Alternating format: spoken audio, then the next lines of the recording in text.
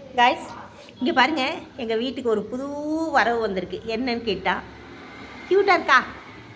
இதுதான் செம்பருத்தி பூ. எங்களை பொறுத்தவரை இது எனக்கு க்யூட்டு.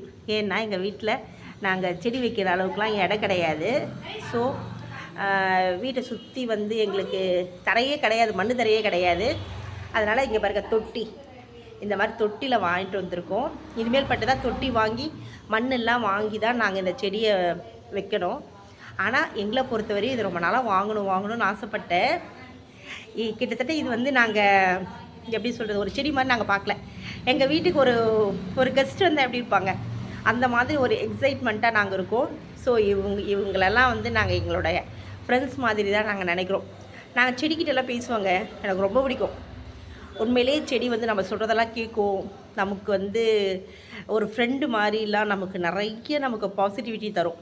அதனால் நீங்களும் இடம் வைக்கிற மாதிரி இருந்தாலும் வாங்கி வைங்க, இடம் இல்லை அப்படின்னாலும் இந்த மாதிரி தொட்டியில் வாங்கி வைங்க. இவர் தான் எங்கள் வீட்டுக்கு வந்திருக்க புது பர்சன். சூப்பராக இருக்கா? Thanks guys.